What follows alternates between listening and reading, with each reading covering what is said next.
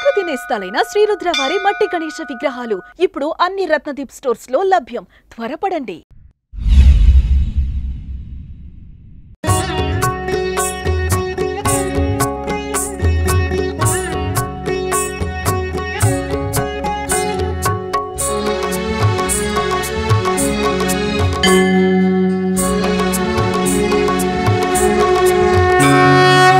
నమస్కారం, welcome to Suman TV.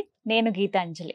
అందరికీ వినాయక చవితి శుభాకాంక్షలండి. ఏకదంతాయ వక్రతుండాయ గౌరీతనయాయ ధీమహి గజేశానాయ భారచంద్రాయ శ్రీగణేశాయ ధీమహి. ఎప్పుడెప్పుడు ఆ గణపతిని ఆరాధిద్దామా, ఎప్పుడెప్పుడు వ్రతం చేసుకుందామా, ఆ గణపతి అనుగ్రహం పొందుదామా అని మనలో చాలా మందికి ఉంటుంది.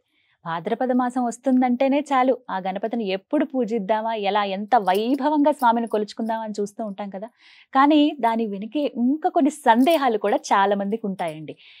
విగ్రహం కొనే దగ్గర నుంచి నిమజ్జనం వరకు కూడా మనకి ప్రతి విషయంలోనూ చిన్న చిన్న ధర్మ సందేహాలు అనేవి ఉంటాయి. ఎవరిని అడగాలి, ఎలా అవి మనకి తీరతాయి అనేది ఎప్పుడూ అలానే ఉండిపోతూ ఉంటాయి. కానీ అందరిని దృష్టిలో పెట్టుకొని సర్వసాధారణంగా వినాయక చవితి విషయంలో మనకు వచ్చేటువంటి సందేహాలన్నీ కూడా నివృత్తి చేయాలని నాకు అనిపించింది. ఈ సంకల్పం నేను తీసుకున్నాను ఈసారి. అందుకే ప్రత్యేకంగా ఒక వీడియో మీకోసం అంటూ ఏర్పాటు చేశాం. ఏంటంటే మీకు నాకు అందరికి వచ్చేటువంటి సందేహాలు ఇవి నివృత్తి చేయాలంటే ఒక మహా వ్యక్తి ఉండాలి కదా.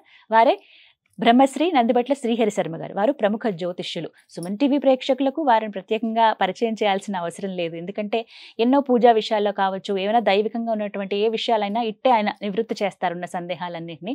అలాగే నేను కూడా వినాయక చవితి విషయంలో మనందరికీ కలిగేటువంటి సందేహాలు నివృత్తి చేయండి అని అడిగితే తప్పకుండా వాటన్నిటికీ సమాధానం ఇస్తానన్నారు. మరి మీ తరపున నేను గురువు గారి ముందు కొన్ని ప్రశ్నలు ఉంచుతున్నాను.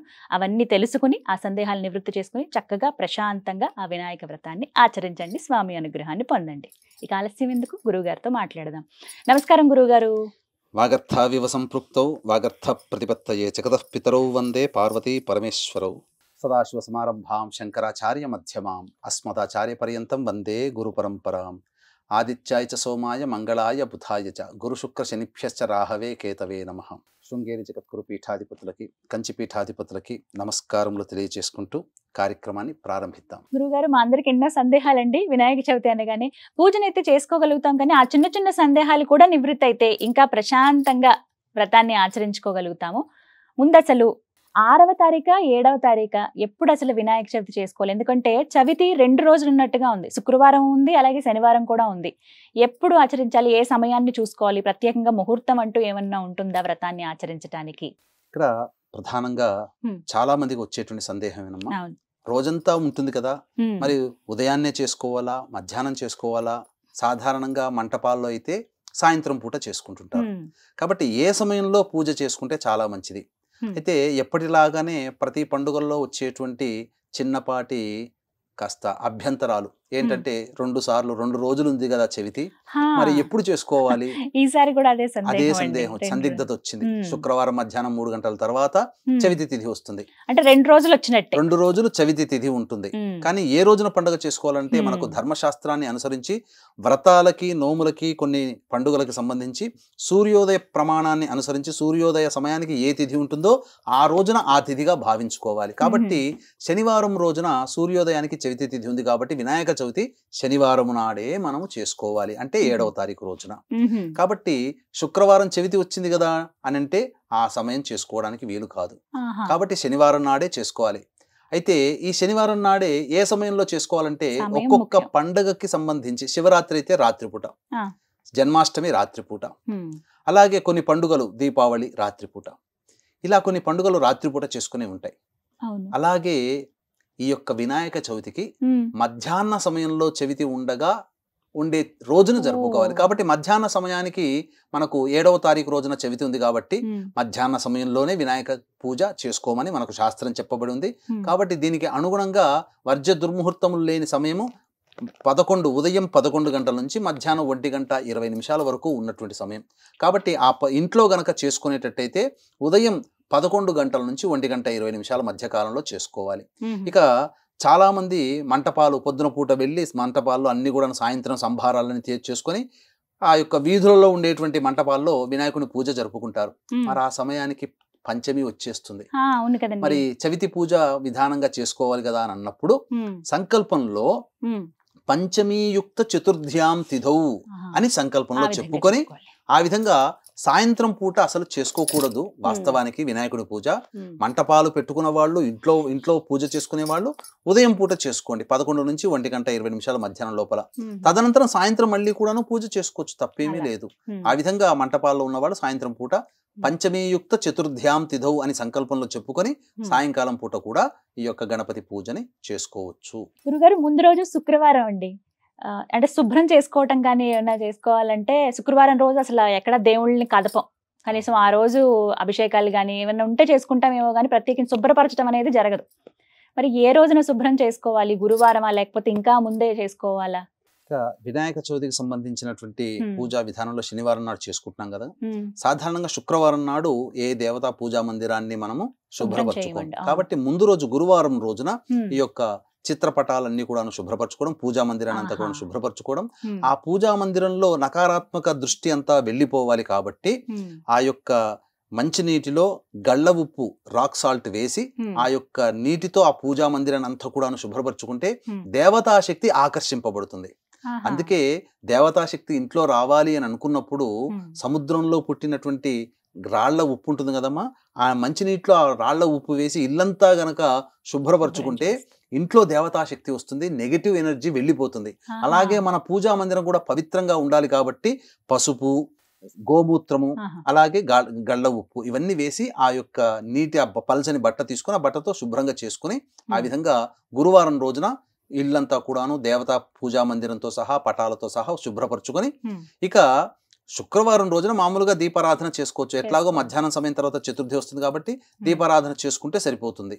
ఇక పూజా విధానం అంతా శనివారం నాడు మామూలుగానే వినాయకుని పూజ చేసుకోవచ్చు. వినాయక విగ్రహాన్ని ఎప్పుడు తెచ్చుకోవాలండి? ఏ రోజున? ముందు రోజా, ఇంకా ముందే తెచ్చుకోవాలా? ముందు రోజు చవితి ఘడియలు ఉన్నప్పుడు తెచ్చుకుంటే వినాయకునికి సంబంధించినట్టు. ఎందుకంటే చవితి ఈసారి అదృష్టవశాత్తు శుక్రవారం నాడు కూడా ప్రవేశించింది కాబట్టి సాయంత్రం 5 గంటలకు వెళ్లి సంధ్యా సమయంలో ఈ యొక్క సంబంధించినటువంటి వినాయకుడి మట్టి ప్రమితను తెచ్చుకొని పూజించుకోవచ్చమ్మా. అయితే వినాయక ప్రతిమ కొనేటప్పుడు మనం తీసుకునేటప్పుడు తీసుకోవాల్సిన జాగ్రత్తలు, నియమం అంటూ ఏమైనా ఉందా? అంటే ఇలాంటి వినాయకుడినే మనం తీసుకొచ్చి పూజించుకోవాలి అంటూ ఏమైనా నియమం ఉందా? అవునమ్మా, శాస్త్ర ప్రకారము మృత్తికా గణపతిని తీసుకోమని చెప్పింది కాబట్టి మట్టి గణపతిని, eco friendly Ganapati, green Ganapati అని అంటుంటాం కదా. ఇప్పుడు ఆ విధంగా మట్టి గణపతిని మనం తెచ్చుకోవాలి. తెచ్చుకునేటప్పుడు ప్రధానముగా ఏంటనంటే ఏకదంతం అనేటువంటిది ఉండాలి గణపతికి. అనగా ఒకవైపున పూర్తిగా దంతం ఉండాలి, ఇంకొక వైపున కనబడనట్టుగా చిన్నగా ఉండాలి దంతం, అది ఏకదంతం. ఇక శూర్పాకారం అంటే ఏంటి, చాట చెవులు లాంటివిగా ఉండాలట. దంతము కూడా అలాగే ఈ యొక్క తొండము కూడా ఉండాలి. ఇంకా యజ్ఞోపవీతం ఖచ్చితంగా ఉండాలమ్మా విగ్రహానికి. యజ్ఞోపవీతము గుర్తు లేనటువంటి విగ్రహాన్ని పూజిస్తే శుభ ఫలితాలు రావు. కాబట్టి అందుకనే ప్రత్యేకించి ఆ యొక్క వినాయకుని యొక్క ప్రతిమ తెచ్చుకున్నప్పుడు మనం పూజలో భాగంగా యజ్ఞోపవీతం మనం చూడండి చక్కగా ఏ విధంగానైతే యజ్ఞోపవీతం చక్కగా వేసామో ఈ విధంగా ఇక్కడ కూడా యజ్ఞోపవీతం మనం వేసాం ప్రత్యేకించి పూజలో భాగంగా. ఆ విధంగా యజ్ఞోపవీతం ఖచ్చితంగా ఉండాలి. ఇక ఈ యొక్క స్వామికి సంబంధించినటువంటిది నాగాభరణం ఉండాలి, నడుముకి నాగాభరణం అనేటువంటిది ఖచ్చితంగా ఉండాలి. కాబట్టి ఈ విధంగా మృత్తిగా గణపతిని మనం ఆరాధన చేయాలి. ఇప్పుడు 2005 సంవత్సరం నుంచి 2020 సంవత్సరం వరకు కూడా మొత్తము కూడా ప్లాస్టిక్ మయము, ప్లాస్టర్ ఆఫ్ ప్యారిస్ మయంతో పియూపితోనే అయిపోయాయి. విగ్రహాలు ఉన్నాయి. విగ్రహాలు తీసుకొచ్చినప్పుడు అందులో లోపం ఏంటంటేనమ్మా, విగ్రహం ఎప్పుడైనా కానీ నిండుగా ఉండాలి. ప్లాస్టర్ ఆఫ్ ప్యారిస్ తో చేసినటువంటి కంటికి ఇంపుగా రంగులతో హంగులతో కనబడుతుంది, ఆకర్షణీయంగా కనబడుతుంది. దాన్ని వెనక్కి తిప్పి చూసామంటే డొల్ల ఉంటుంది. డొల్ల ఉన్నటువంటి విగ్రహాన్ని పూజించకూడదు, దానివల్ల నెగటివ్ ఎనర్జీ వస్తుంది. అందుకనే ఈ మధ్య కాలంలో అనేక రకాలైనటువంటి సమస్యలతో మానవులు బాధపడుతున్నారంటే చేయాల్సినటువంటి పూజా విధానాన్ని విధి విధానంగా చేయకుండా మనకు నచ్చిన విధంగా మనకు తోచిన విధంగా చేసుకోవడం వల్ల జరుగుతున్నాయి. కాబట్టి శాస్త్ర ప్రమాణాన్ని అనుసరించి పియూపితో చేసేటువంటివి విగ్రహాలు పనికిరావు.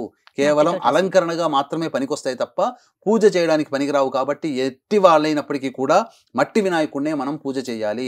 ఒకవేళ మంటపాల్లో కనుక ఇప్పుడు అన్ని పియూపితో పెడుతున్నారు కాబట్టి కనీసం మంటపంలో పూజ చేసే వినాయకుడిని కూడా మట్టి గణపతితో పెట్టుకొని అలంకారంగా పెద్ద వినాయకుడిని పెట్టుకోవచ్చు. అంటే ఇక్కడ వినాయక విగ్రహం తీసుకునేటప్పుడు కూడా తొండం కుడివైపునే ఉండాలి అని మరి వెతికి తీసుకుంటారండి చాలా మంది. అది ఖచ్చితంగా నియమమా? వినాయకుడి విగ్రహంకి తొండం అనేది కుడివైపునే ఉండాలా? ఈ తొండానికి సంబంధించినటువంటి వినాయకుడి ప్రతిమలలో అనేక అభిప్రాయాలు ఉన్నాయమ్మా. అందులో ప్రధానంగా కుడివైపుకు తిరిగినటువంటి తొండం ఉన్నటువంటి వినాయక ప్రతిమ ఎక్కడ ఉంటుందనంటే ఆ యొక్క ప్రతిమకి విధి విధానాలు శాస్త్ర నియమాలు పాటించి ప్రతిరోజు త్రికాలములో ఈ యొక్క పూజా విధానాలు చేసుకోవాలి. చతురావర్తి తర్పణాలు వదలాలి. ఇవన్నీ మానవులుగా పెట్టుకునే చిన్న విగ్రహానికి కుడివైపున తొండ ఉన్నటువంటి విగ్రహాన్ని తెచ్చిపెట్టుకుంటే ఆ విధానంగా చేసే ఉపాసనా పరులైతే చేసుకోవచ్చు.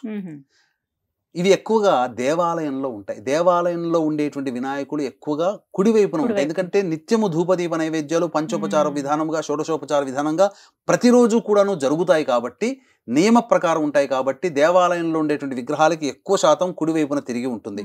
కానీ సాధారణమైనటువంటి మానవులం మనం అన్ని నియమాలతో మనం పూజ చేసుకోలేము.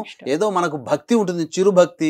ఆ చిరుభక్తికి తోడుగా కొద్దిగా ఉన్నటువంటి విధానంతో మనం చేసుకోవాలని ఎవరైనా ఆలోచిస్తారు. కాబట్టి ఎవరైనా కానీ వీక్షించేటువంటి సుమన్ టీవీ ప్రేక్షకులు ఎడమవైపున ఉన్నటువంటి తిరిగినటువంటి తొండ ఉన్నటువంటి వినాయక విగ్రహాన్ని పూజించాలి. కొన్ని వినాయక ప్రతిమలు ఎలా ఉంటాయంటేనమ్మా అలా ఎడం వైపుకి తిరిగి మళ్ళీ వంకి తిరిగి ఉండి మళ్ళీ కిందికి ఇలా చూస్తూ ఉంటాయి. కొన్ని ఏమో పైకి ఇలా తొండం పైకి ఎత్తినట్టు చూస్తుంటాయి. ఇవన్నీ కూడా పైకి ఉన్నటువంటి తొండం ఉన్నటువంటి వినాయకుని యొక్క విగ్రహం వలన తపోనిష్టలో ఉంటాడు వినాయకుడు. ఆ సూచిక కిందగా ఉన్నటువంటి తొండం కిందగా జారినట్టుగా ఉంటుంది, ఇట్లా వంకి తిరిగి. అది యోగ నిష్టలో ఉంటాడు. తపము చేసుకునేవాడిని, యోగ ధ్యానంలో ఉన్నవాడిని తట్టి లేపకూడదు కదా. మరి దేవత ఆ విధంగా యోగనిష్టలో తపోనిష్టలో ఉన్నప్పుడు మనం పూజ చేసి పిలిపించామంటే అతనికి యోగానికి తపోగానికి భంగం కలిగించిన వాళ్ళం అవుతాం. ఆ విధంగా దేవతాగ్రహానికి గురి అవుతాం. కాబట్టి తొండము పైకి ఉన్నటువంటి విగ్రహం కానీ కిందకి ఇలా చూస్తున్నటువంటి అధోముఖంలో ఉన్నటువంటి విగ్రహం కానీ తొండము ఉన్నటువంటి విగ్రహాన్ని తీసుకోకూడదు, పూజ చేయకూడదు. ఇది పూజనీయము కాదు.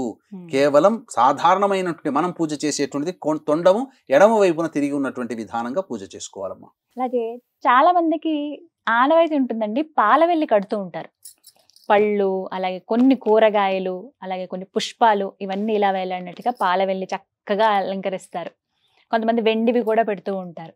అంటే పాలవెల్లి ఖచ్చితంగా వినాయక పూజ చేసుకునేటప్పుడు పెట్టాలా? నియమం అంటూ ఉందా అలాగా? పాలవెల్లికి అనేటువంటి ఒక సూచనమ్మ సృష్టికి అనేటువంటి సూచనగా భావించాలి మనం. ఎందుకనంటే సృష్టికర్త అయినటువంటి బ్రహ్మ సృష్టిని ప్రారంభించేసాడట తనకు తోచిన విధంగా. కానీ ఎంత ప్రయత్నం చేసినా సృష్టి కార్యం జరగట్లేదు. చివరికి ఆలోచించగా నేను గణపతి పూజ చేయకుండా నేను సృష్టిని ప్రారంభించాను కదా అని చెప్పి తప్పు తెలుసుకుని గణపతిని పూజించి అప్పుడు గణపతి యొక్క అనుగ్రహాన్ని పొందాడు. గణపతి అకార ఉకార మకార స్వరూపమైనటువంటి ఓంకార రూపంలో దర్శనమిచ్చి గజముఖముతో దర్శనమిచ్చి సృష్టి కార్యం చేయడానికి అనుజ్ఞ ఇచ్చి నిర్విఘ్నంగా కొనసాగమని ఆశీర్వదించాడట. ఆ విధంగా సృష్టి ప్రారంభించాడు ఆ బ్రహ్మదేవుడు గణపతి యొక్క అనుగ్రహంతో. కాబట్టి సృష్టికి మూలము బ్రహ్మ అనుకుంటాము. ఆ బ్రహ్మ సృష్టి చేయడానికే కారణం ఈ యొక్క గణపతి అనుగ్రహం. కాబట్టి ఈ సృష్టి అనేటువంటిది కూడా 4 దిక్కుల్లో వ్యాపించి ఉంది. కాబట్టి ఈ 4 దిక్కులకి సూచికగా పాలవెల్లి కడతాం. చతురస్రాకారంగా ఉంటుంది. సృష్టిలో మనం ఏ వ్యక్తికైనప్పటికీ కూడా భుజించేటువంటి పదార్థములు ఆ సృష్టిలో మనకు ప్రధానం. మానవులుగా మనకు పండ్లు, కూరగాయలు, ఆకుకూరలు అన్ని ప్రధానమే కదా. ఆ విధంగా మనకు భుజింపడానికి అనువుగా ఉండేటువంటి పదార్థములన్నీ కూడా ఆ సృష్టిలో భాగముగా అనే భావనతో ఆ యొక్క పాలవెల్లికి పండ్లు, ఆకుకూరలు, కాయగూరలు, పుష్పములు ఇవన్నీ కూడాను అల్లికగా పెట్టి ఆ గణపతి విగ్రహానికి పైన ఆచ్ఛాదనగా ఈ యొక్క పాలవెల్లిని కడతారు. అంటే సృష్టికి మూలం నీవేనయ్యా, ఈ సృష్టి అంతా నీ వల్లనే జరిగింది అనేటువంటి ఒక భావంతో మనం చెప్పుకునేటువంటి భావమే ఈ యొక్క పాలవెల్లి అనేటువంటిది. కాబట్టి సృష్టికి ఆద్యంతానికి కూడాను మూలము. పైగా ఇక్కడ ఒకటేంటనంటే బ్రహ్మ గురించి ఘోరమైనటువంటి తపస్సు చేసి బ్రహ్మ వరప్రసాదంతో చాలా మంది అజేయముగా వరం పొందారు కదా. చాలా మంది రాక్షసులు, దేవతలు. అలాగా బ్రహ్మ దగ్గరికి వెళ్ళి నాకు చిరంజీవిత్వం కావాలని అడిగాడట. అడిగినప్పుడు పరశురాముడు దగ్గర ఉన్నటువంటి పక్కన ఉన్నటువంటి పరశురాముడు వారించి బ్రహ్మకు ఉపాయం చెప్పాడు. అప్పుడు ఎంతైనా బ్రహ్మ ఇష్టమైనటువంటి వాడు కదా గణపతి. ఎందుకంటే తన తండ్రి విష్ణు భగవానుడు, విష్ణు భగవానుడి యొక్క సోదరుని యొక్క కొడుకు ఈ యొక్క సంబంధించినటువంటి వినాయకుడు. కాబట్టి ఈ యొక్క బ్రహ్మదేవుడు అతనికి చిరంజీవిత్వాన్ని ఒక చక్కగా తెలివిగా అతనికి అందించాడని చెప్పవచ్చు. సృష్టి ప్రారంభము మొదటగా ఆయువు పోసుకునేది నీవే నాయనా, సృష్టి నాశనం అయినప్పుడు అప్పుడు మాత్రమే నీవు తరించిపోతావు, మళ్ళీ సృష్టి ప్రారంభమైనప్పుడు నువ్వు మళ్ళీ ఉద్భవిస్తావు, మళ్ళీ సృష్టి అంతమైపోయినప్పుడు నువ్వు మరణిస్తావు. అంటే ఇక్కడ మొత్తము ఆ యొక్క సృష్టికి అంతటి కూడా ఆయుష్ అతనికే ఉంది కదమ్మా. కాబట్టి తెలివిగా బ్రహ్మవరాన్ని ప్రసాదించాడు. కాబట్టి ఇక్కడ సృష్టికి సంకేతముగా ఆ యొక్క వినాయకుడు ఉన్నాడనే సూచికతో ఆ యొక్క పాలవెల్లిని కడతారమ్మా. ఈ సృష్టి మొదలు వినాయకుడే, అంతము కూడా వినాయకుడు అనే సూచనగా పాలవెల్లి. ఖచ్చితంగా కలశం పెట్టుకోవాలి గురువు గారు వినాయక వ్రతం చేసేటప్పుడు. ఇక్కడ కలశం పెట్టుకునే ఆచార సాంప్రదాయం గనక ఉన్నట్లయితే కలశం పెట్టుకుని చేసుకోవచ్చు. వినాయకుడికి మనకు ప్రతిమ రూపంగా చేసుకోమని మనకు ఉన్నది. కాబట్టి ఈ వినాయకుడిని మాత్రం మనం ప్రతిమా రూపంగా చేసుకుని ముందుగా కలశం పెట్టుకుని కలశ విధానంగా పూజ చేసుకోవచ్చు. కలశం లేకపోయినా ప్రతిమ రూపంగా చేసుకోవచ్చు. కానీ ప్లాస్టర్ ఆఫ్ ప్యారిస్ తో చేసినటువంటి ప్రతిమని కాకుండా ఈకో ఫ్రెండ్లీ గణపతి అయినటువంటి ఈ యొక్క సంబంధించినటువంటి మట్టి గణపతినే మనం ఆచరించండి. అలాగే వినాయక వ్రతం అసలు ఎవరెవరు ఆచరించవచ్చండి? ఎందుకంటే మగవారు మాత్రమే వినాయకుడికి పూజ చేయాలి అని చాలా మంది చెప్తుండగా విన్నాను నేను. ఎంతో మంది కామెంట్స్ రూపంలో కూడా ఈ క్వశ్చన్ అడిగారు. మగవాళ్ళు మాత్రమే చేయాలా, ఆడవాళ్ళు వ్రతం చేయకూడదా, వినాయక చవితి మేము చేసుకుందాం అనుకున్నామే, మేము చిన్నప్పటి నుంచి ఇలా చేసేవాళ్ళమే, అయ్యో అది పొరపాట, ఏమైనా జరుగుతుందా అని చాలా మంది అడుగుతున్నారు. ఈ యొక్క అపప్రథ ఈ సోషల్ మీడియాలో వచ్చినందువల్ల శాస్త్ర ప్రమాణానికంటే కూడా ఎవరి సొంత ఆలోచనలు గుప్పించడం ద్వారా అవి ప్రచారం అవుతున్నాయమ్మా. వాస్తవానికి స్త్రీ పురుష భేదము లేకుండా ఎవరైనా ఈ యొక్క పూజ చేసుకోవచ్చు. ఉదాహరణకి మీకు చెప్తానమ్మా, రావణాసుడి తల్లి కైకసి కదా, ఆమె ప్రతిరోజు సముద్రం దగ్గర నిల్చుని ఉండి చక్కగా మృత్తికముతో శివలింగము ఆచరించి పూజ చేసేది. మరి ఆ పూజ చేయడానికంటే ముందు ఖచ్చితంగా గణపతి పూజ చేసి ఉండాలి కదా. ఆమె కూడా చేసింది కదా. రాముల వారి తల్లి అయినటువంటి కౌసల్యాదేవి, సుమిత్రాదేవి, కైకయి ఇవందరూ కూడా దేవతా పూజలు చేసిన వాళ్ళే. వాళ్ళు కూడా గణపతిని ఆరాధించే పూజ చేసి ఉంటారు కదా.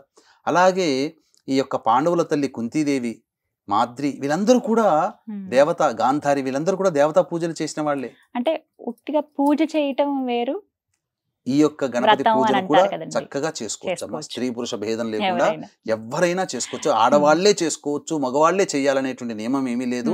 అందరికీ అందుబాటులో మగవాళ్ళు ఉండకపోవచ్చు, సందర్భంగా ఆడవాళ్ళు కూడా చేసుకోవచ్చమ్మా, తప్పేమీ లేదు.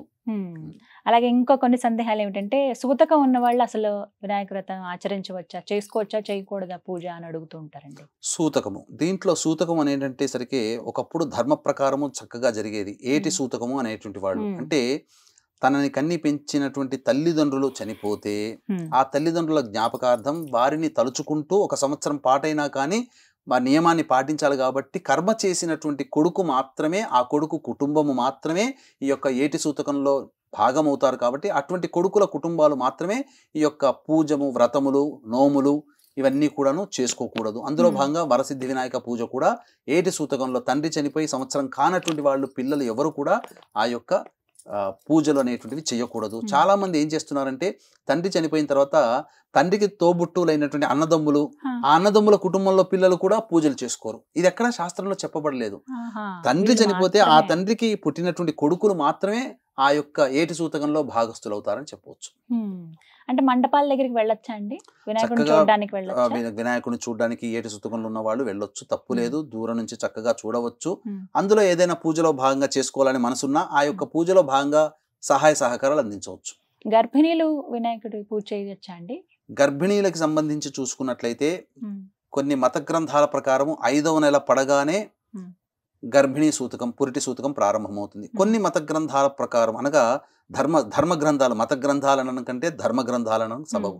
కొన్ని ధర్మ గ్రంథాల ప్రకారం 7వ నెల పడిన తర్వాత పురిటి సూతకం ప్రారంభమవుతుంది. కాబట్టి ఏదైనా కానీ యుక్తాయుక్త విచక్షణ వారి యొక్క ఆచారాన్ని బట్టి 5వ నెల పడినటువంటి వాళ్ళైనా 7వ నెల పడినటువంటి వాళ్ళైనా కానీ ఈ యొక్క గర్భిణీ స్త్రీలు పూజకి పనికిరారు. కాబట్టి పక్కన తన భర్తని కూర్చోబెట్టైనా పిల్లల్ని కూర్చోబెట్టైనా ఈ యొక్క వినాయకుని పూజ చేయించుకోవచ్చమ్మా. దూరం నుంచి చూడవచ్చు. అలాగే వితంతువులు అసలు వినాయకుడి పూజ చేసుకోవచ్చా? అంటే వీరికంటూ ప్రత్యేకంగా ఈ విధంగానే వీరు చేసుకోవాలి అంటే ఏమైనా నియమం ఉందంటారా? ఇక్కడ ఈ యొక్క వినాయకుని వరసిద్ధి వినాయకుని పూజకి మాత్రము ఎవరికి కూడా వీళ్ళే చేసుకోవాలని కొంతమందికి ఎగ్జామ్షన్, కొంతమందికి లేదమ్మా. వితంతువులు కూడా చేసుకోవచ్చు ఆ వినాయకుని యొక్క అనుగ్రహం. ఎందుకనంటే పూర్వకాలం నుంచి ఈనాటి కాలం వరకు కూడా ప్రతి మనిషి ఏదో ఒక పనిలో నిమగ్నం అవుతాడు కదా, ఏదో ఒక పని చేస్తాడు కదా. ఆ పని చేసేటువంటి క్రమంలో వినాయకుని యొక్క అనుగ్రహం ఖచ్చితంగా పొంది తీరాల్సిందే. కాబట్టి ఆ వినాయకుని పూజలో వితంతువుల, పెళ్లి కాని వాళ్ళ, పెళ్ళైన వాళ్ళ, సంతానం ఉన్నవాళ్ళ, సంతానం లేని వాళ్ళ, ఇలా అంటూ భేదం ఏమీ లేదమ్మా. సర్వమానవులు కూడా, జ్ఞానం వచ్చినటువంటి ప్రతి మానవుడు కూడా ఈ యొక్క వరసిద్ధి వినాయకుని పూజ వినాయక చవితి రోజున చేసుకోవచ్చు. ఆ రోజున ప్రత్యేకంగా అంటే ఎలాంటి నియమం అంటూ అయితే ఏం లేదు, అందరూ ఆచరించదగినటువంటి పూజ. అన్ని ఏర్పాట్లు పూర్తి చేసుకున్నా కొన్ని ఆటంకాలు ఏర్పడుతూ ఉంటాయి మహిళలకి. ప్రత్యేకించి చిన్నపిల్ల అయితే కనుక వాళ్ళు రజస్వలు అవటం కానీ, బహిష్టులు రావటం కానీ, అంటే ఏర్పాట్లన్నీ చేసేసుకుని మరి కాసేపట్లో పూజ చేసుకుంటాం అనగా ఏమన్నా అడ్డంకులు వస్తే గనక అప్పుడు ఎలా మరి? ఇది చాలా మందికి వచ్చేటువంటి సందేహమేనమ్మా. ఇది ఎందుకంటే ప్రకృతి ప్రసాదమైనటువంటిది. అంటే మనం పిలిస్తే వచ్చేది కాదు, పొమ్మంటే పోయేది కాదు. కాబట్టి ఈ యొక్క అన్ని ఏర్పాట్లు చేసుకున్నటువంటి స్త్రీలు చక్కగా ఆనందంగా చేసుకునే సమయానికి ప్రకృతి పరంగా ఏదైనా అడ్డంకి వచ్చినప్పుడు ఆ యొక్క పూజ స్థలానికి దూరంగా ఉండడమే మేలు. ఆ యొక్క పూజ జరుగుతున్నన్ని రోజులు ఏ విధంగా కూడాను ఇంట్లో ఎటువంటి వస్తువుల్ని తాకకూడదమ్మా. ఇంట్లో అటు ఇటు తిరగకూడదు. అసలు పూజా మందిరానికి దగ్గరలో ఉండకూడదు. ఈ నియమాన్ని పాటించగలిగితేనే ఇంట్లో పూజ చేసుకోండి బహిష్టు అయినటువంటి వాళ్ళు. ఇవన్నీ మేము పాటించలేమండి, మేము ప్రతి నెల కలుపుకుంటాం కదా, అసలైతే శాస్త్ర ప్రకారం కలుపుకోకూడదు.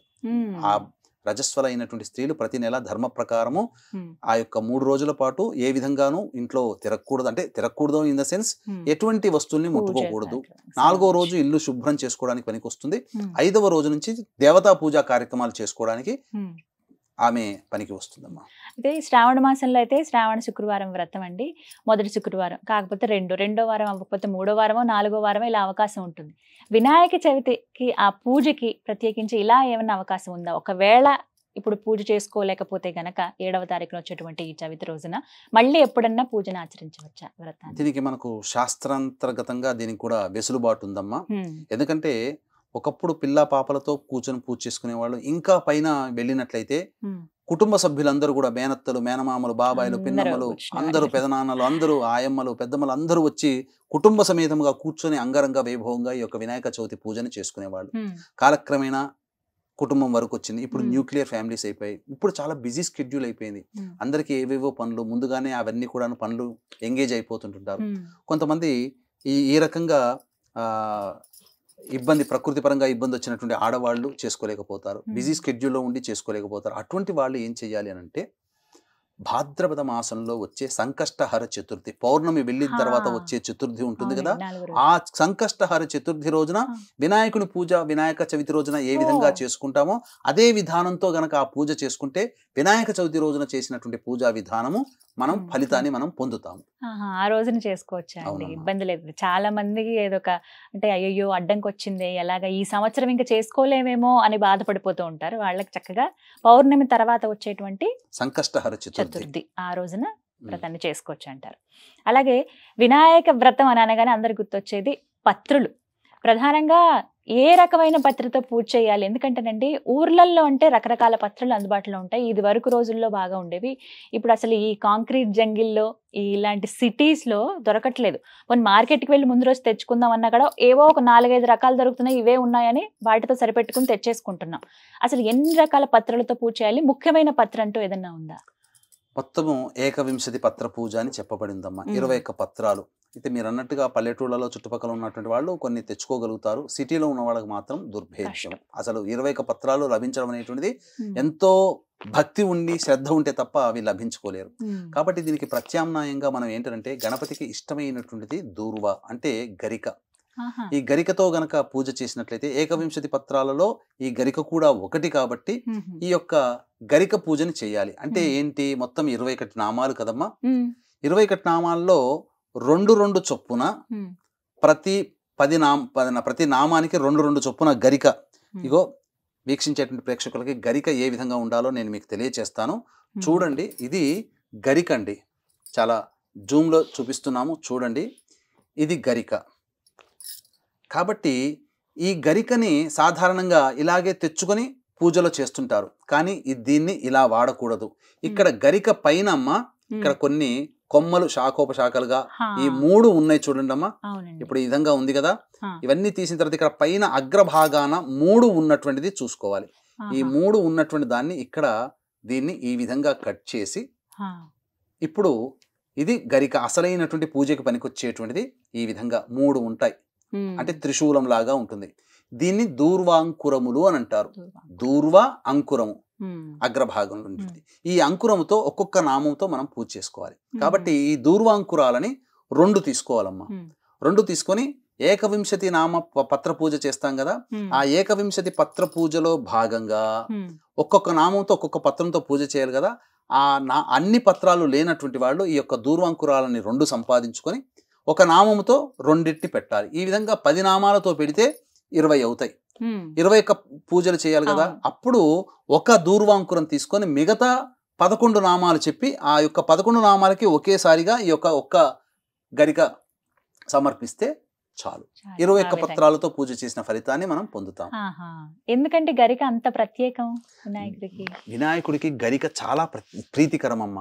ఏంటనంటే ఇది మనకు దీనికి సంబంధించినటువంటి గాథ గనక చూసినట్లయితే, యముడి యొక్క కుమారుడు అనలాసురుడు రాక్షస ప్రవృత్తి చేత బ్రహ్మవర ప్రసాదితంతో ఒక గొప్ప వరాన్ని పొందాడు. తాను ఎక్కడ ఉంటే అక్కడ ఆ యొక్క ప్రదేశం అంతా దగ్ధమైపోవాలి అని చెప్పి వరం పొందాడు. ఆ విధంగా అగ్నిని తన శరీరంలో నిక్షిప్తం చేసుకున్నాడు. కాబట్టి ముల్లోకాలని కూడాను క్షోభింప చేస్తుంటే వరమిచ్చినటువంటి బ్రహ్మ దగ్గరికి వెళ్ళారు దేవతలంతా. నీవు ఇచ్చిన వర ప్రభావం ఇదంతా జరిగిందనంటే ఈశ్వరుని దగ్గరికి వెళ్దాం, ఆయనే మనకు దారి చూపుతాడనగా ఈశ్వరుని దగ్గరికి వెళ్ళగానే ఈశ్వరుడు వినాయకుడిని పురమాయించాడు, ఆ అనలాసుని సంహరించరా అని చెప్పి. ఆ అనలాసునితో యుద్ధం చేశాడు. కొన్ని ఏళ్ల పాటు యుద్ధం చేసిన అనలాసురుడి యొక్క ప్రభావం తగ్గలేదు. ఇంతకింతకే శక్తివంతుడు అవుతుంటే అప్పుడు ఆ వినాయకుడు ఆ అనలాసురుని ఒక్క ఉదిరిన ఒక ఉండగా చుట్టేసేసి మింగేసేసాడట. మింగేస్తే అగ్నిస్వరూపం కదా అనలాసురుడు. కడుపులోకి వెళ్ళిన తర్వాత మంట, ఇప్పుడు మనము అసిడిటీ, కడుపు మంట ఎలా అవుతుంటున్నామో అలా వినాయకుడు కడుపు మంటతో బాధపడుతుంటుంటే దేవతా వైద్యులందరూ కూడా ఎన్నో రకాలైనటువంటి ప్రయత్నాలు చేసి తగ్గించాలని చూశారు. అంతటా ఏం చేసినా ప్రయోజనం లేదు. అంతటా పార్వతీదేవి యొక్క ఆజ్ఞానుసారము ఈ యొక్క దూర్వములు అంటే గరిక పోచలతో ఆ యొక్క వినాయకుడి బొజ్జనంతా నింపారట. నింపేసరికి ఈ గరికలో ఉన్నటువంటి మహత్యం వల్ల ఆ గణపతికి ఉన్నటువంటి అగ్నిమాంద్యము, ఆ యొక్క కడుపు ఉన్నటువంటి మంట ఇవన్నీ తగ్గిపోయాయట. అంతటా తనకు ఎవరైనా మనం ఇబ్బందుల్లో ఉన్నప్పుడు మనల్ని కాపాడారనుకోండి, మనం కృతజ్ఞతాపూర్వకంగా ఏదన్నా బహుమతి ఇస్తాం కదా. ఆ విధంగా గరిక తన యొక్క తాపాన్ని కాపాడింది కాబట్టి, తాపాన్ని హరింప చేసింది కాబట్టి, తనకి ఆరోగ్యాన్ని ఇచ్చింది కాబట్టి ఆ గరికను తన పూజలో అగ్రగణ్యురాలుగా చేసుకున్నాడట వినాయకుడు. అందుకనే వినాయకుడికి ఏ పూజ ఏ పత్రంతో పూజ చేసినా చేయకపోయినా గరికతో గనక పూజ చేసినట్లయితే గణపతి చాలా సంతుష్టి పడతాడు. కాబట్టి తాపములు తీర్చినటువంటిది గరిక కాబట్టి మన తాపములు తీర్చడానికి వినాయకుడు ముందుంటాడు. మన తాపం అంటే కోరికలు. కాబట్టి మన ఏ కోరిక ఉందో గణపతిని దూర్వంతో పూజ చేయడం ద్వారా ఆ యొక్క గణపతి యొక్క అనుగ్రహాన్ని మనం పొందుతామని చెప్పవచ్చు. అందుకే ప్రత్యేకం చాలా గరిక మాలలు వేస్తూ ఉంటారు, గరికతో ఖచ్చితంగా పూజ చేస్తారు ఆ గణపతికి. అదనమాట అసలు కథ. అలాగే ఎన్ని రోజుల పాటు చేయాలండి పూజ? ఎందుకంటే నిమజ్జనం 1 రోజులో చేసేస్తారు కొంతమంది 3 రోజులు ఉంచుతారు గణపతిని ఇంట్లోనే. 5 రోజులు చక్కగా చేస్తూ ఉంటారు. కొంతమంది నవరాత్రులు చేస్తారు, కొంతమంది 11 రోజులు ఇలా చేస్తారు. అసలు ఎన్ని రోజులు పూజించాలి గణపతిని? తప్పకుండానమ్మా. ఈ యొక్క విధానాన్ని తెలుసుకునేందుకు ఈ యొక్క వీక్షించేటువంటి సుమన్ టీవీ ప్రేక్షకులకి దసరా శరన్నవరాత్రుల సందర్భంగా సంవత్సరం పాటు మీ యొక్క కుటుంబ సభ్యుల అందరి గోత్రనామాదులతో ఒక పుణ్యతిథి రోజున ఏకాదశి కానీ, పౌర్ణమి కానీ, లేదా మాస శివరాత్రి రోజున కానీ ఒక్కొక్క పుణ్యక్షేత్రములో ప్రధానంగా అందరికీ ఆయుష్ ఉంటేనే అన్ని కోరికలు సిద్ధించుకోగలుగుతాం, శరీరం ఉంటేనే అన్నీ మనం సంపాదించుకోగలుగుతాం. కాబట్టి మృత్యుంజయ మూలమంత్ర హోమం అనేటువంటిది చేయించడం జరుగుతుంది. గండదోషములు, అపమృత్యు భయదోషాలు నివారణ అవుతాయి. ఇక వృషభ, మిథున, కర్కాటక, సింహతుల, వృశ్చిక, మకర, కుంభమీన రాశుల్లో జన్మించినటువంటి వారికి శనిదోష నివారణ హోమాది కార్యక్రమాలు, అలాగే ఈ యొక్క ఏ మనిషికైనా కానీ విద్య, వివాహ, ఉద్యోగ, దాంపత్య, సంతాన, అనారోగ్య సమస్యలే బాధిస్తూ ఉంటుంటాయి. కాబట్టి ఆ యొక్క సమస్యల నివారణార్థమే 18 రకాల హోమాదులు అతి సామాన్య మానవుడు కూడా పాల్గొనే విధంగా చేయించడం జరుగుతుంది. ప్రతి నెల మీ గోత్రనామాదులతో జరుగుతాయి. ప్రతి నెల జరిగిన కార్యక్రమం జరిగిన తర్వాత వీడియో లింక్ మీకు పంపించడం జరుగుతుంది. ఈ విధంగా 1 సంవత్సరం పాటు జరుగుతుంది. కాబట్టి ఈ సంవత్సరం పాటు జరిగేటువంటి కార్యక్రమంలో భాగస్థులయ్యే వాళ్ళు ఈ యొక్క కార్యక్రమ తదనంతరం కాంటాక్ట్ చేసి పూర్తి వివరాలు తెలుసుకోవచ్చు. ఇక మనం చర్చలో భాగంగా ఎన్ని రోజుల పాటు ఈ యొక్క పూజ చేసుకోవాలి అనేటువంటిది మనం చెప్పుకుంటున్నామమ్మా. ప్రధానంగా నవరాత్రి విధానంగా పూజ చేసుకోవాలని చెప్పి మనకు శాస్త్ర ప్రమాణం ఏదైనప్పటికీ కూడా నవరాత్రులు, వసంత నవరాత్రులు, దుర్గా నవరాత్రులు, శ్యామ నవరాత్రులు, వారాహి నవరాత్రులు, అలాగే 9 రాత్రులు కూడా గణపతిని పూజించే విధానం ఉంది. 9 రోజులు చేసుకోవచ్చు. లేని వాళ్ళు 7 రోజులు, లేని వాళ్ళు 5 రోజులు, ఇంకా లేని వాళ్ళు 3 రోజులు. కనీసం భక్తి శ్రద్ధ ఉన్నటువంటి వాళ్ళు ఒక్క రోజున ఆ వినాయక చవితి రోజునైనా కానీ పూజ చేసుకుని ఆ వినాయకుడిని నిమజ్జనం చేయవచ్చు. ఈ విధంగా అంటే వారి శక్తి కొలది పర్వాలేదు. శక్తి, భక్తి, శ్రద్ధ ఈ 3 ఉండాలి. అంటే ఇప్పుడు 7వ తారీఖునండి, ఆ రోజు మధ్యాహ్నానికల్లా పూజ అయిపోతుంది సుమారుగా. ఇక సాయంత్రం ఆ రోజున కదిపేయచ్చా గణపతిని? ఒకవేళ ఒక్క రోజే ఉంచుదాం అనుకునే వాళ్ళైతే పూజ అయిపోయిన తర్వాతనే వెంబడే ఉత్తిష్ట చెప్పేయచ్చమ్మా. సాయంత్రం వరకు చూడాల్సిన పని లేదు. పూజ చేసుకున్న తర్వాత ఒక్క రోజు కనుక పూజ చేసుకునే వాళ్ళు ఆ పూజ చేసుకోగానే ధూపదీప నైవేద్యాలు అన్ని కూడాను పునః పూజ అవన్నీ చేసిన తర్వాత మళ్ళీ గణపతికి నిమంత్రణ మంత్రం చెప్పి గణపతిని ఉద్వాసన చేయొచ్చు. లేకపోతే అంటే అలా చెప్పేసిన తర్వాత మండపాల్లో తీసుకెళ్లి పెట్టేయచ్చా? అలాగే ఆ రోజున పొరపాటున చందమామను చూస్తే పరిస్థితి ఏంటండి? ఏం చెయ్యాలి అసలు? ఇక్కడ ప్రధానంగా చందమామను చూసేటువంటి ఈ యొక్క విధానం కేవలం ఒక్క గణపతికి మాత్రమే ఉందమ్మా. కాబట్టి ఇక్కడ వీక్షించేటువంటి ప్రేక్షకులు గమనించాల్సిన అంశం ఏంటంటే చవితి తిథి 2 రోజులు వచ్చింది. మరి మొదటి రోజు శుక్రవారం నాడు చూడకూడదా, శనివారం నాడు చూడకూడదా అని అంటుంటారు. చాలా మందికి ఉండేటువంటి తెలిసి అయితే ఎలాగో చూడము, వ్రతాన్ని ఆచరించుకుంటే వెంటనే అక్షంతలు వేసుకో. అసలు ఎంత భయం అంటే నీలాపనిందాలు పాలైపోతామేమో అని భయపడతాం. శ్రీకృష్ణుల వారికే తప్పలేదమ్మా, మనం ఎంతటి వాళ్ళం. మరి ఎలా అండి? మీరు అన్నది నాకు ఇప్పుడు గుర్తొచ్చింది. నిజమే కదా, ముందు రోజు కూడా చవితి. కాబట్టి వీక్షించేటువంటి ప్రేక్షకులు పోయిందేమీ లేదండి. శుక్రవారం రోజున కూడా చూడకూడదు ఆ యొక్క చంద్ర భగవాను. శనివారం నాడు కూడా చూడకూడదు. 2 రోజుల పాటు చంద్రుని చూడకూడదు. ఇదేంటండి, ఒక్క రోజే కదా మనకు శాస్త్రం చెప్పబడి ఉంది, మీరేంటి 2 రోజులు అంటున్నారు అని అంటే, పార్వతీదేవి శాపం ఇచ్చినటువంటి సమయానికి చవితి రోజున నా కొడుకు ఈ పట్టాభిషిక్తుడు అవుతున్నాడో ఆ చవితి రోజున హేళన చేసి నా కొడుకు మరణానికి కారణమయ్యావు కాబట్టి ఆ చవితి నిన్ను చూసిన వాళ్ళందరూ కూడా నీలాపనిందలు పడతారు అని చెప్పి శాపం ఇవ్వడంతో ప్రపంచమంతా అట్టుడికిపోయింది కదా. ఎవరు చంద్రుని చూడట్లేరు, ఓషధులు కూడా మొలకెత్తట్లేవు. ఆ విధంగా దేవతలందరూ వెళ్ళి అమ్మవారిని శాంతింపచేయగా, ఏ పుట్టినరోజునైతే నువ్వు నవ్వి నా కొడుకు మరణానికి కారణం అయ్యావో ఆ రోజున నిన్ను చూసిన వాళ్ళకి మాత్రమే నీలాపనిందలు కలుగుతాయని చెప్పింది. పార్వతీదేవి యొక్క అమ్మ వచనం ప్రకారము చతుర్థి తిథి రోజున నిన్ను చూసిన వాళ్ళకి అని చెప్పింది. మరి చతుర్థి తిథి శుక్రవారం మధ్యాహ్నం 3 గంటలకు ప్రవేశం చేస్తుంది కదా. మరి అప్పుడు శుక్రవారం రాత్రి కూడా చంద్రుడు చతుర్థిలోనే ఉంటాడు, చతుర్థి తిథిలోనే ఉంటాడు. అలాగే శనివారం ఎలాగో వినాయక చవితి. కాబట్టి శుక్ర శనివారాలు 2 రోజులు చూడకుండా ఉండడమే మేలు, ప్రాశస్త్యము, విధానము కూడా అదే అని చెప్పవచ్చు. ఇక పొరపాటున గనక ఎవరైనా చంద్రుని చూస్తే తప్పదు, నీలాపనిందలు మోయక తప్పదు. అయితే ఇక్కడ ప్రధానంగా గమనించాల్సినటువంటి అంశం ఏంటంటే, ఈ యొక్క నీలాపనిందలు కలిగినప్పుడు ఎట్లాగో పొద్దున పూట మనం పూజ చేసుకుంటాం కదా, పూజ చేసుకునే భాగంలో కథ అవన్నీ చదువుతాం కదా, అందులో ప్రత్యేకమైనటువంటిది కృష్ణ భగవాన్ల వారు చంద్రుని చూసి నీలాపనిందలు కలిగి తన యొక్క ప్రయత్నం చేత నీలాపనిందలు పోగొట్టుకున్నటువంటి కథని శమంతకోపాఖ్యానము అని ఉంటుంది. ఆ యొక్క శమంతకోపాఖ్యానము కథని గనక చక్కగా ప్రశాంతముగా భక్తితో చదివి ఆ యొక్క గణపతి దగ్గర పూజ చేసినటువంటి అక్షితలు మిగిలి ఉంటాయి కదా, ఆ గణపతి పాదాల దగ్గర ఉన్నటువంటి అక్షితల్ని శిరస్సున జల్లుకొని ముమ్మార్లు కూడా ఆ యొక్క గణపతికి నమస్కారం చేసి నీలాపనిందల నుంచి నన్ను తొలగించు స్వామి అని చెప్పి ఒక 11 గుంజీళ్లు తీస్తే చాలమ్మా. తప్పకుండా గణపతి మనకు వచ్చేటువంటి ఆపదలని కూడాను కాచుకొని కూర్చుంటాడు, ఆపదల నుంచి మనల్ని గట్టెక్కిస్తాడని చెప్పవచ్చు. వినాయకుడి పూజలో తులసి పత్రాన్ని అస్సలు వినియోగించరు, అసలు తులసితో వినాయకుడికి పూజ చేయొద్దు, అసలు మీరు ఒకవేళ పత్రాలు అవి తీసుకొచ్చేటప్పుడు తులసి మాత్రం తీసుకురాకండి అని చెప్తూ ఉంటారండి. ఎందుకని? ఏమైనా కారణం ఉందా? కారణం ఉందమ్మా.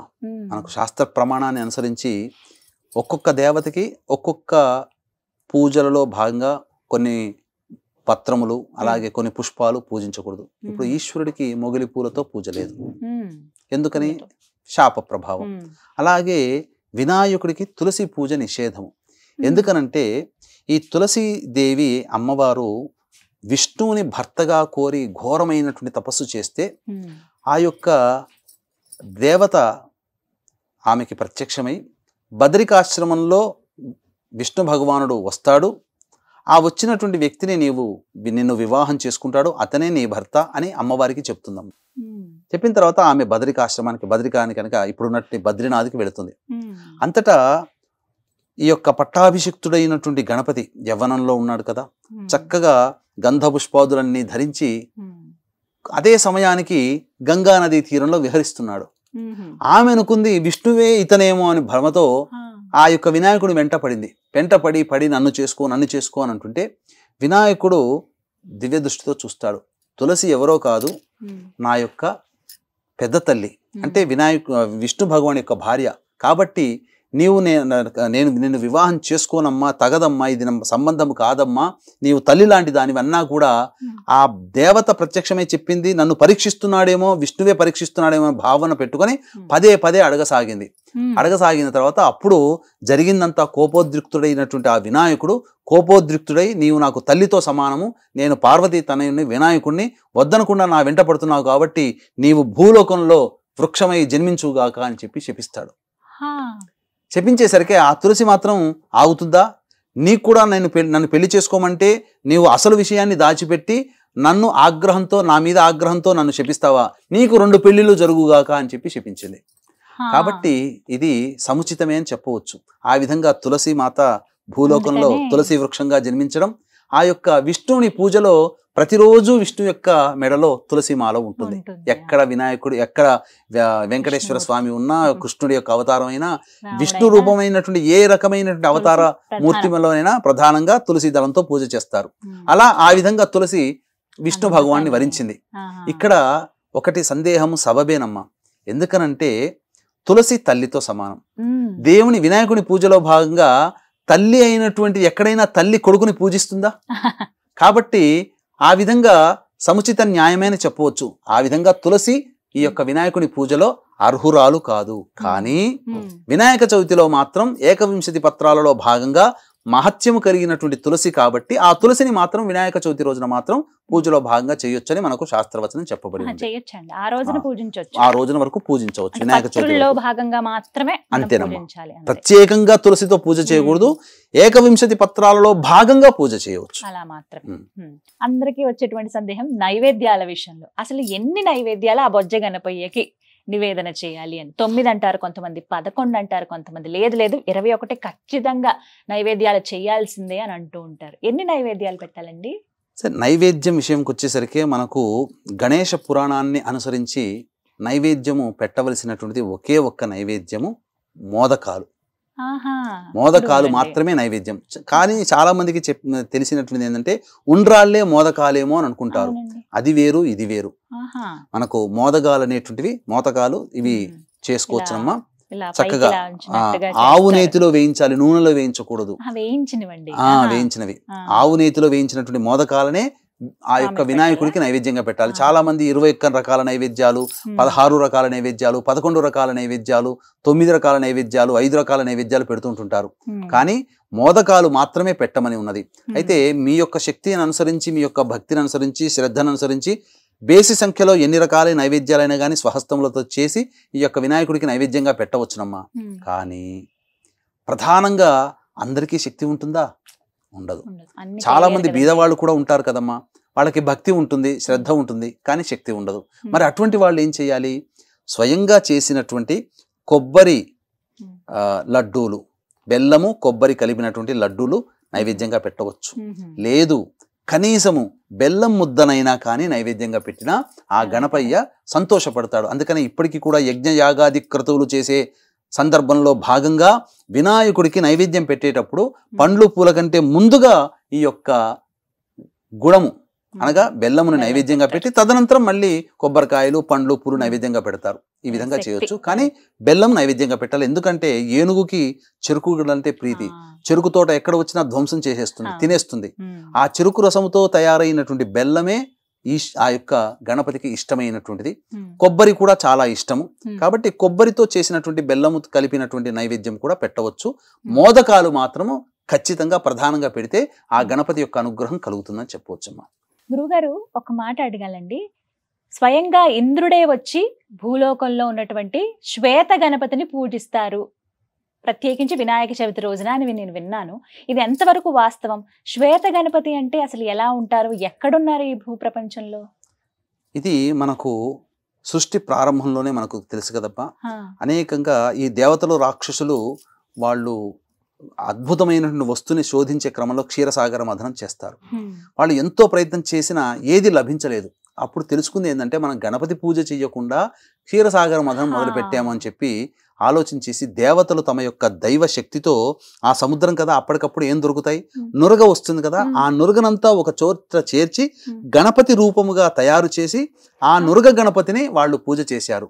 అటువంటి గణపతిని పూజ చేసినటువంటి ఫలితముగా లక్ష్మీదేవి, ఉచ్చైశ్రవము, పారిజాతము ఇలా అనేకమైనటువంటి దివ్య వస్తువులు వచ్చాయి. నురగతో అలా ఆ ఉంటుందండి? గణపతి అమ్మ ఇప్పటికీ ఉంది. ఆ. ఈ నురగ గణపతిని ఏం చేశాడంటే ఇంద్రుడు స్వర్గానికి పట్టుకుని వెళ్ళి అక్కడ పూజ చేయడం ప్రారంభించాడు. ఆహా. అయితే ఈ యొక్క అహల్య స్వయంవరంలో ఆ అహల్యను చూసి మోహించినటువంటి ఇంద్రుడు ఉమ్, తన రూపాన్ని, కామరూపాన్ని ధరించి ఆ అహల్యని పొందుతాడు. ఉమ్, అప్పుడు తప్పు తెలుసుకున్నటువంటి అహల్య, గౌతములు ఇద్దరు కూడా బాధాతృప్త హృదయులై ఆ యొక్క శాపాన్ని ఇంద్రుడికి ఇస్తారు. ఉమ్, ఆ శాప నివృత్తి కోసము భూలోకంలో ఉన్నటువంటి సమస్తమైనటువంటి శివాలయాలకి వెళ్ళి అర్చనాభిషేకాదులు జరుపుకోమని దేవతల గురువైనటువంటి బృహస్పతి సెలవిస్తాడు. ఆహా. ఈ విధంగా ఈ యొక్క కుంభకోణానికి 8 కిలోమీటర్ల దూరంలో ఉండేటువంటి తిలోవదాంచి అనేటువంటి ఊర్లో కపోతీశ్వరాలయం, కపర్ధీశ్వరాలయం, కపోతీశ్వరాలయం కాదు కపర్ధీశ్వరాలయం అనేటువంటిది ఉంది.